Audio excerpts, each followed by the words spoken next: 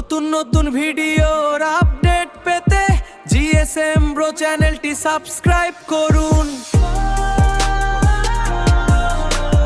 নতুন নতুন ভিডিওর আপডেট পেতে জিএসএম ব্রো চ্যানেলটি সাবস্ক্রাইব করুন। আমি কোনো ঝামেলা চাই না। This is one way road. তোমাদের গাড়িটা রং সাইড আছে, তোমার গাড়িটা পিছাও।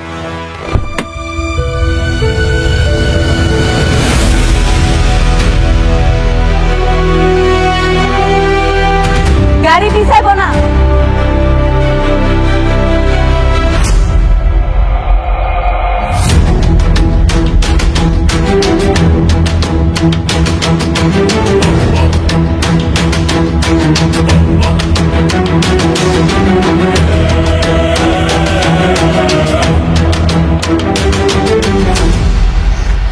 ও তুমি পিঁপড়ার দেখি পাখা গজিয়েছে।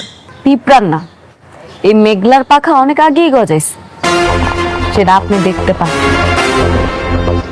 ন্যূনতম পড়াশোনাটুকু তো করনি। কোনটা ওয়ান ওয়ে রোড কোনটা টু ওয়ে রোড সেটাও হয়তো জানো না। তোমার গাড়িটা রং সাইড আছে, তুমি গাড়িটা পিছাও।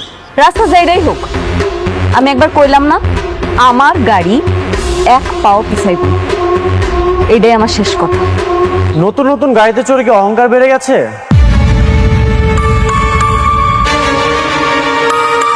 কি দেখাচ্ছ তুমি? এই যে গাড়িতে চড়তে পারো, তোমার বডিগার্ড আছে, শো অফ করতেছো।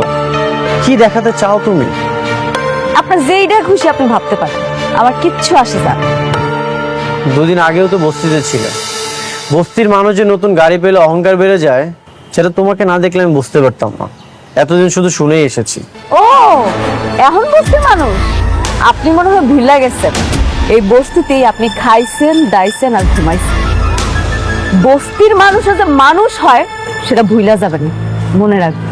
দুদিন আগে তো তুমি ফকির ছিলে, অস্বীকার করতে পারবে? অস্বীকার তো করতেছি না, আপনার মতো স্বার্থপর না। যদি স্বার্থপর হইতাম তাহলে এই স্বার্থের খাতিরে অনেক ক্ষতি করতে পারতাম। আর কি ক্ষতি করতে চাও তুমি? হ্যাঁ, আবার জুতা তুলবা? এখন তুমি আমাকে জুতা দিয়ে মারবা? তুমি আমার এইখানটাতে আঘাত দিয়েছ, তুমি ভুলে যেও না তুমি আমার ওয়াইফ। আর যদি উল্টাপাল্টা কিছু করো, আমি কিন্তু বাধ্য হবো তোমাকে ডিভোর্স দিতে।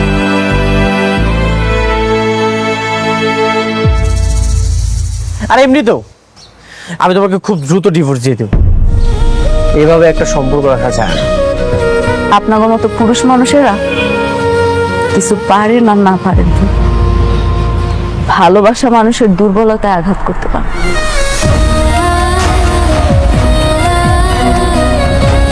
একটা মেয়ে কখনোই তার সংসার ভাঙতেছে না, তার সংসার গড়তেছে। এত কিছুর পরেও আমি মুখ বুঝে সব কিছু চুপচাপ সহ্য করছি। আপনি ঠিকই কইছেন মিস্টার অনিক, আপনি সবসময় ঠিক ছিলেন, আমি ভুল ছিলাম, আমি অহংকার। আপনার রাস্তায় কাটা হয়ে দাঁড়াইছি তো, এই কাটা সইরা গেল,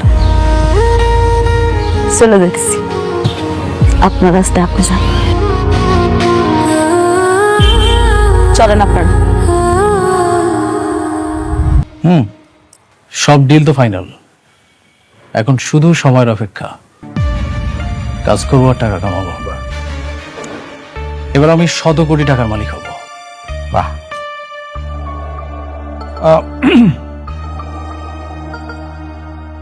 ডিল ফাইনাল হয়েছে, এটা তো খুবই খুশির খবর। আমরা কিন্তু সবাই খুবই আনন্দিত। মানে হয়েছে কি, আমি বলছিলাম যে এই কাজটা শুরু করার আগে ওই শুভ কাজটা যদি সেরা ফেলাইতে, মানে যে তোমাদের বিবাহটা যদি ঠিক করে ফেলতে। আরে রাখেন তো আপনার বিয়ে, আপনারা সব সময় শুধু বিয়ে বিয়ে করেন। কোথায় একটা খুব সুন্দর একটা আনন্দের সংবাদ, একটু সময় মিলে আনন্দ করব, তা নয়। আচ্ছা সরি, হ্যাঁ আপনার ভাতিজাকে একটা ফোন দেই, এই গুড নিউজটা ওকে জানানো খুব জরুরি দরকার।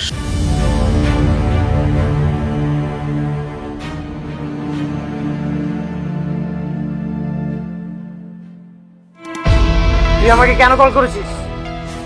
কে বন্ধুকে অভিনন্দন জানাবি না? আমি তো শালিমা গ্রুপ অফ ইন্ডাস্ট্রিজের প্রজেক্টটা পেয়ে গেছি।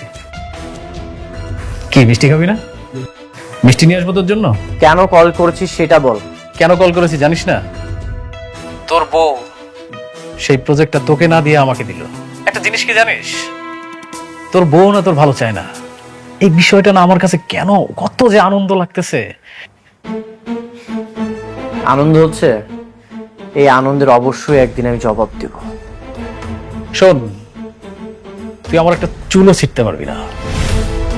যদি ছিটতে পারিস তাহলে ছিড়িস। তুই দেখবি একদিন আমি অনেক টাকা মালিক হব, কোটি কোটি টাকার মালিক। তখন তোর বড় লোক শ্বশুর আছে না, তোর বড় লোক শ্বশুরের থেকেও আমার একটা বড় কোম্পানি থাকবে, আর তুই আস্তে আস্তে ধ্বংস হয়ে যাবে। ঠিক আছে, আমিও দেখতে চাই তুই আমার কি করিস। তোদের সবাইকে আমি একে একে জবাব দেব, কেউ রেহাই পাবি না। আমি অপেক্ষায় থাকলাম তোর কল্পিত সময়ের। দেখবো তুই কি করতে পারিস। ওকে, গুড বাই, টাটা বন্ধু, ভালো থাকিস।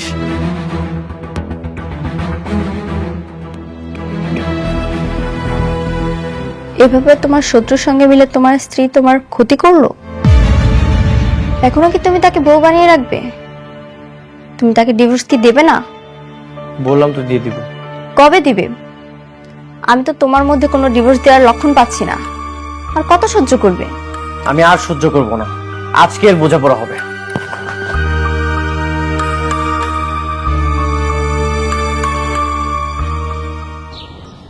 মেঘলা, মেঘলা, মেঘলা বাইরে আসো। মেঘলা, মেঘলা কোথায়? ওকে ডাকেন, ওর সাথে আমার বোঝাপড়া আছে। মেঘলা, আমি এখানে। কি বোঝাপড়া আছে কম? আমার জীবনের সবচেয়ে বড় ভুল কি জানো? আমার জীবনের সবচেয়ে বড় ভুল হচ্ছে তোমার মতো একটা মেয়েকে বিয়ে করা। এটা আমারও ভুল।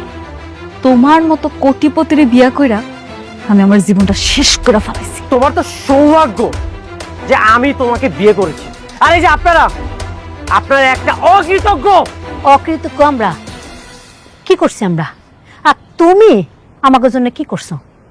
7 তালা কি দালান বাইন্দা দিছ? আর এই দালানে আমরা শুয়ে বসে আরাম করি, দাসী বান্দিকে কাম করে, তাই তো? কি বললেন? আমি আপনাদের জন্য কি করেছি, কি করি নাই সেইটা বলেন। বাবারে, আমরা জানতাম না তুমি কোটিপতি, আর এটা চাই না আমাকে মেয়েরে তোমার কাছে বিয়া দেই নাই। শোনো, টাকা পয়সা দিয়া সবকিছু হয় না, সবকিছুর মাপকাঠি না। ও আচ্ছা, এখন টাকা দিয়ে কোনো কিছু মাপকাঠি হয় না। এই যে আপনারা আমাকে ধ্বংস করার প্ল্যানিং করেছেন। প্ল্যান? কি কাব্বা?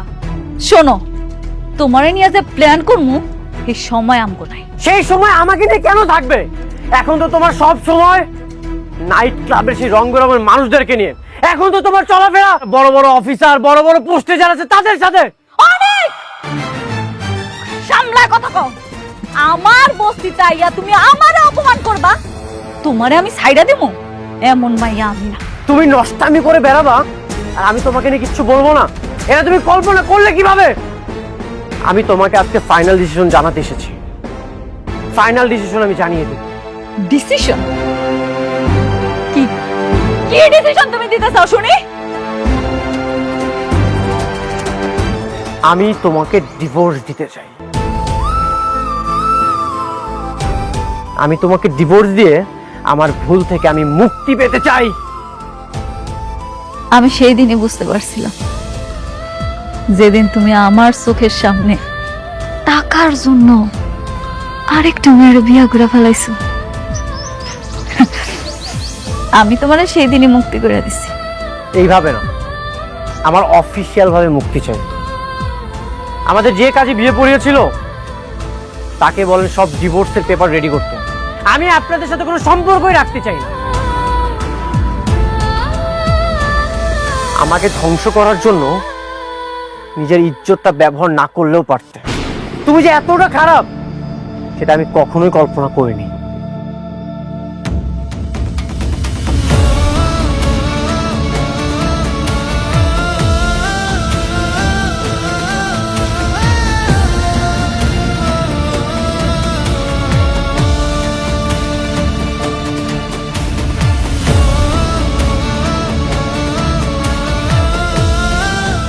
আল্লাহ, আমার জন্য আজকে আমার মেয়ের সংসারটা নষ্ট হয়ে গেল।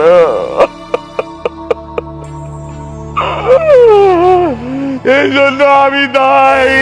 আমার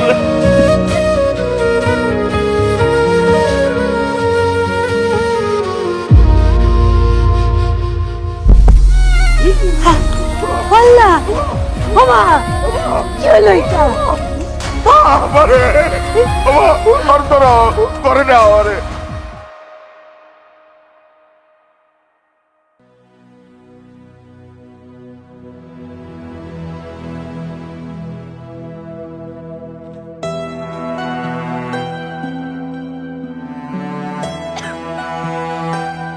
আপনার বমি বমি ভাব হয়?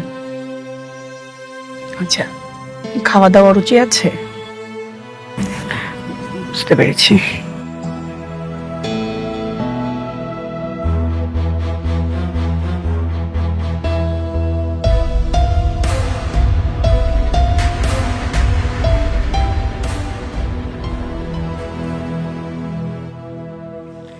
আপনার স্বামীকে খবর দেন, খুশির সংবাদ আছে।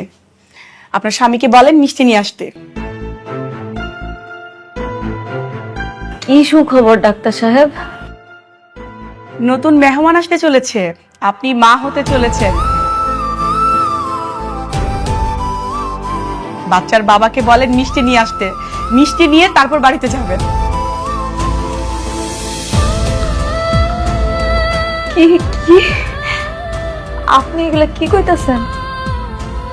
আমি আমি গর্ভবতী? আব্বা,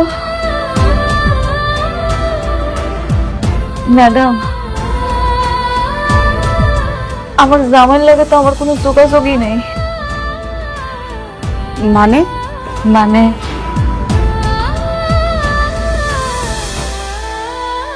আমার জামাই আরেকটা বিয়ে করছে, এখন সে আমার ডিভোর্স দিতে চায়।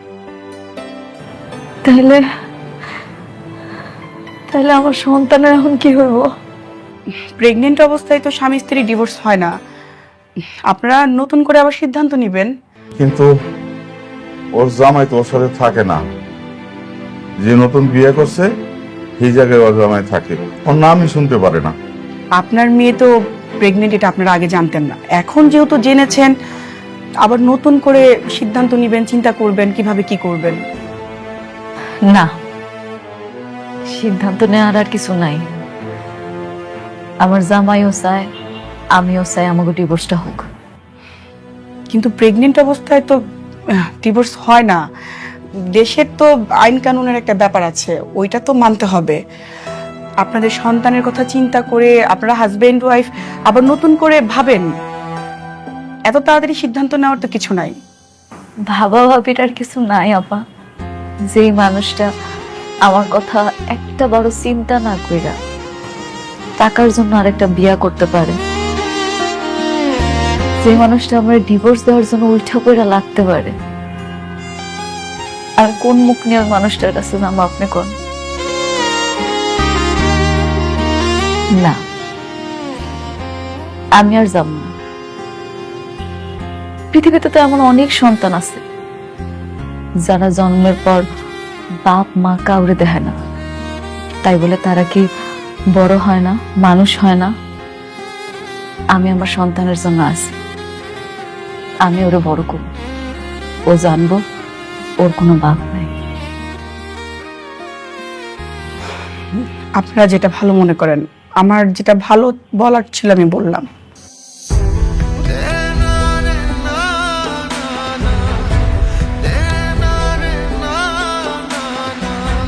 ঠিক আছে ডাক্তার আপা, আসি। আব্বা চলো।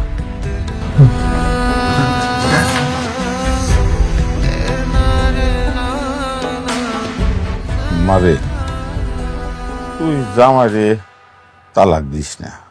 তোর পেটে যে সন্তানটা আছে তার তো বাবার আদরের দরকার, তাই না? তুই যদি তালাক দিয়া দেস তাহলে তো বাবার আদর পাইব না। আব্বা, তুমি এগুলা কি কইতেছো? তুমি মনে হয় জানো না অনেক কি চায়। তোমার কি কিচ্ছু মনে নাই? তুমি দেখলা না ওইদিন সবার সামনে ওই কেমনে আমার ডিভোর্স দিতে কইলো? মনে থাকবো না কেন, কিন্তু তোর পেটে সন্তানের কথাও তো ভাবা লাগবো। কোনো দরকার নাই মা,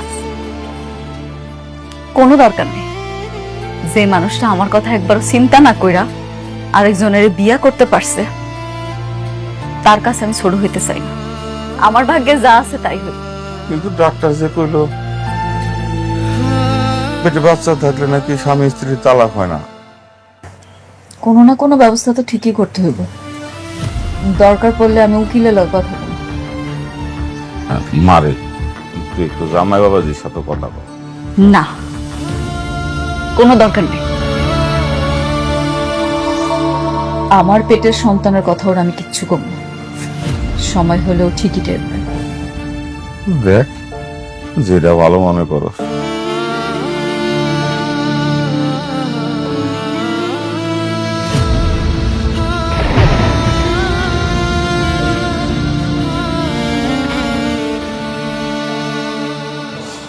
এখন আর কোনো সমস্যা নেই, লোনটাও হয়ে গেছে, শালিমা গ্রুপের সাথে চুক্তিটাও হয়ে গেছে।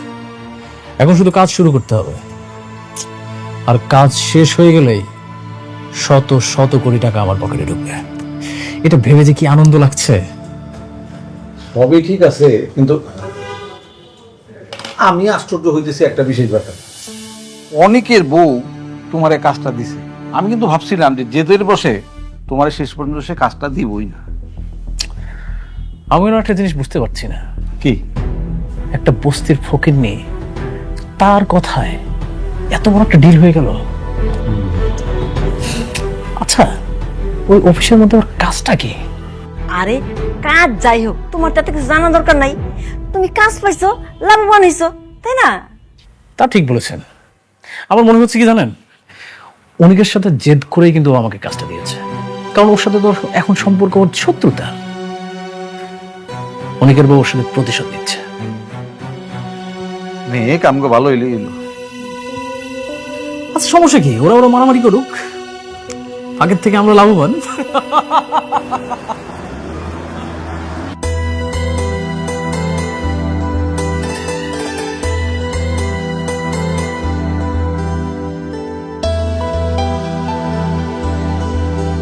কি ব্যাপার, আপনারা সবাই এখানে খাড়া রয়েছেন যে?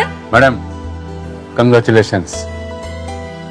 আপনার এবং আপনার অনাগত সন্তানের জন্য আমার পক্ষ থেকে শুভেচ্ছা। ধন্যবাদ। ম্যাডাম, অ্যাডমিনের পক্ষ থেকে। ধন্যবাদ। একটু রাখেন তো। Madam marketing.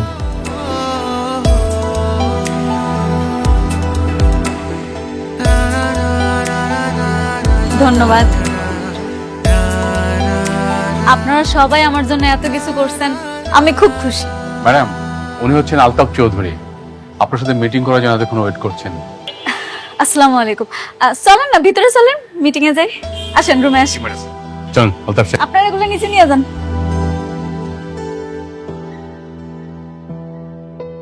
বসেন বসেন। আপনার বাবার সাথে আমি দীর্ঘদিন ব্যবসা করছি, উনি আমাকে খুব পছন্দ করতেন। এই আপনার কথা আমি ওনার কাছে শুনেছি, তো ভাবলাম অফিসে গিয়ে একটু দেখা করি, পরিচিত হই। ও আচ্ছা, আপনারা দেখে আমার খুব ভালো লাগছে। ভেবেছিলাম শাকের চৌধুরীর মেয়ে অনেক মডার্ন আধুনিক হবে, কিন্তু আপনাকে দেখে তো তা মনে হয় না। কেন, আমার দেখে কেমন মনে হয় আপনার? মনে তো হয় বস্তির থেকে এসছে। এই শহরের অলিগলিতে বস্তিতে যারা থাকে, আপনার আচরণ দেখে তো মনে হলো সেরকমই। আপনি ঠিকই কইছেন, আমি বস্তিতেই থাকি। আমার পালিত বাবা মা এখনো বস্তিতেই থাকে। আপনার মতো একজন কোটিপতি বস্তিতে থাকবে, এটা তো মানাই যায় না। বস্তিতে তো থাকে গরিব ফকিন্নিরা, আপনি তো গরিব না। তাতে কি হয়েছে, আপনারা কইলাম না ছোটবেলা থেকে ওখানে মানুষ হয়েছে, এই জন্য হেনেই থাকি। আলতাফ সাহেব, আমরা এই বিষয়ে আলোচনা না করে আমরা ব্যবসায়িক আলোচনাটা সেরে ফেলি। ও শিওর। আমার একটা শেষ প্রশ্ন ম্যাডাম, আপনার স্বামী কি করে? নিয়োগে বস্তিতে থাকে, একদিন নিয়ে আসেন না, অফিসে আমরা পরিচিত হব। কিছু মনে করবেন না, আমি আসলে আমার বাচ্চার বাবার পরিচয়টা সবার সামনে আনতে চাইতেছি না। মানে কি সন্তানের কোনো বাবা নাই আর বস্তিতে থেকেও এত অ্যাডভান্স, স্বামী ছাড়াই সন্তান? অবশ্য বস্তিতে এরকম স্বামী ছাড়া সন্তান অহরহই হয়। আলতাফ সাহেব,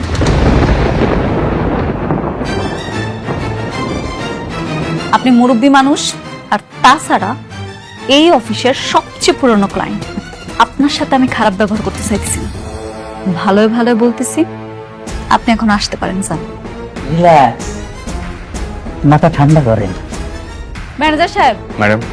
আপনি উনারে এখন এখান থেকে চলে যেতে বলেন, নাইলে কিন্তু। জি ম্যাডাম। আলতাফ সাহেব, আপনার কোনো কমন সেন্স নাই? হ্যাঁ, আপনার সাথে আমাদের সমস্ত ব্যবসা বন্ধ। যান, আপনি কিন্তু জানতে হবে। কিন্তু রমজান সাহেব, বস্তি থেকে উঠে আসা একটা মেয়ের জন্য আমাকে অপমান করতেছেন? আমি কিন্তু দেখে নেব। এটা আপনার প্রাপ্য ছিল। যান, আপনি বেরিয়ে যান। আরে জি ম্যাডাম। এই ভদ্রলোকটারে অফিস থেকে বাইর করে দাও, এরপরে যাতে অফিসের ত্রিসীমানা না দেখি, ঘাট ধাক্কা দিয়ে বাইর করে দিবা। জি ম্যাডাম। উঠেন। আমার হবে না ম্যাডাম, আমি এর প্রতিশোধ নেব।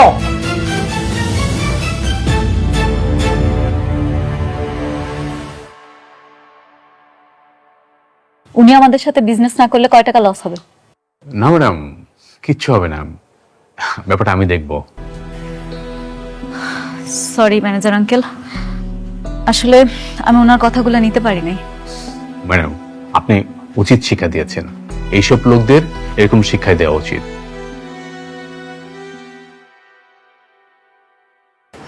আসসালামু আলাইকুম। ওয়ালাইকুম আসসালাম। কি নেবেন দেখুন। দেখো কি পছন্দ হয় তোমার।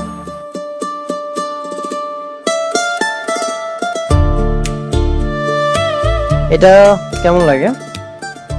না ভালো লাগছে না, অন্য কিছু দেখো।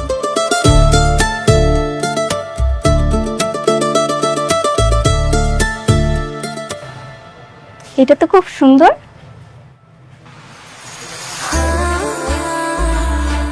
এটা তোমার পছন্দ হয়েছে? হ্যাঁ। সরি স্যার, এটা আসলে বিক্রি হয়ে গেছে। কি বলছেন বিক্রি হয়ে গেছে? মানে মাত্রই তো আমি হাতে নিলাম, হাতে থাকা অবস্থায় কিভাবে বিক্রি হয়ে গেল? আসলে স্যার, আপনার আগে একজন কাস্টমার এটা নেবেন বলে কনফার্ম করেছে। আমি এখন এটা প্যাক করব। এটা কত টাকায় সেল করেছেন? স্যার, এটার দাম 2000 টাকা। 2000 টাকা? ঠিক আছে, আমি আপনাকে 10,000 টাকা দিচ্ছি। দেখেন, এটা আমার ওয়াইফ পছন্দ করেছে, যে কোনো মূল্যেই হোক এটা আমি নিতে চাই।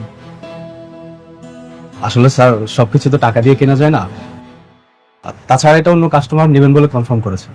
কে নিয়েছে? ওইটা আমি নিছি।